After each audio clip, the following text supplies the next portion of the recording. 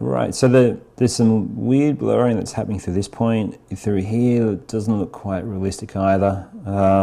So we need to probably just clean up this section through here a little bit. The background's not too bad, maybe just ease that off. But yeah, let's just finish up some blurring on this part of the road. But this is looking pretty good through the through this section. The white lines still look nice and sharp, not too mashed. Cool. All right, keep that at the top there. Okay, so we're going to add, I'm just going to zoom in a little bit here to make it a little bit easier for me to work on. Hold down the space bar, which brings up the hand key. Press the C button, which brings the blur back up. And we're going to add another blur in through here. Right, so our start control point starts right back at the very beginning. We don't want any blurring happening at this spot. In fact, we can just run this up a little bit closer. And we're going to want a bit more blurring happening up through here, so we don't want to take it all the way to the end. I'm going to run another one, in fact, because it's quite straight, I'm going to run it all the way to the end. Now, one important thing if you're adding multiple blurs is that this control point needs to be almost the same distance away as that control point. So if these two control points, if that control point is there and this control point is at that distance, it's going to look weird. In fact, I'm going to render that just so you can see what's going on. Okay, I'm going to bring it up in Photoshop. I'm going to just enlarge it up a little bit more. And you might be able to see what's going on there, whereas we're getting this really weird sort of smearing effect through here, which is not what we want. Let's close that down, and we're going to match those distances up. Okay, hit the E key to zooms out. Now, the background's a little bit fast, so I'm going to ease that off a little bit by dragging that control point a bit closer to the end, this control point a bit closer to the start. We want more blurring in the foreground. Okay. I might just add one more blur through there as well, just to control this section. The more blurs you have, the more accurate things are going to be, but you can also run into troubles as well. So you want to make sure that your control points are accurately placed. Otherwise, you can get a little bit wild and woolly. Okay. All right, that's looking good. I'm just going to drag that in a little bit closer. We'll follow the curve of the road a bit better. Okay, let's just do one quick preview render again. Enlarge it up in Photoshop.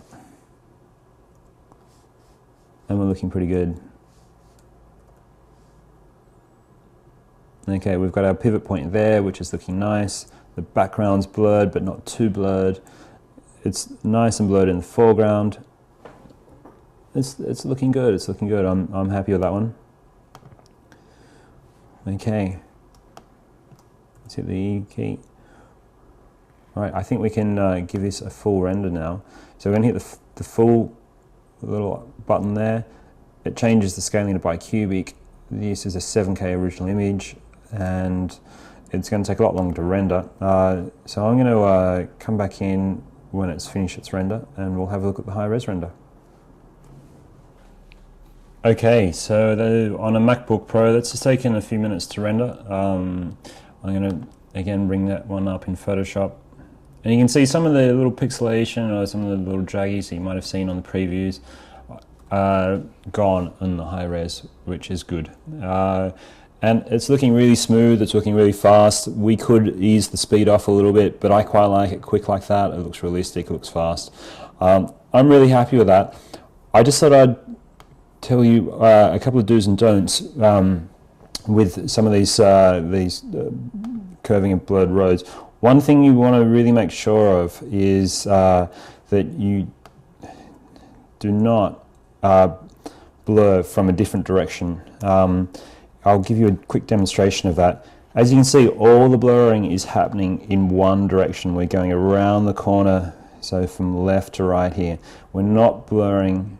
We're not blurring in different directions. So if I take that one, even if the control points are the same, let's bring that up. Let's curve that. So Sorry, let's move that in, curve that. So it's got a similar curve. Okay, and I'll just bring that to preview setting, and we'll hit render on that. You can see how weird that becomes. So it's really, you can see that all this weird blurring happening through here, and it's all because that this blur is heading the opposite direction. So always make sure that the blurs are all heading that same direction and following that same arc and curve, and you won't have any problems. And always make sure too that these control points are similar distances to the one next to it. You can obviously bleed them off a little bit, but don't make too much of a change between the two. Okay, so I hope that's helped in blurring your curved roads.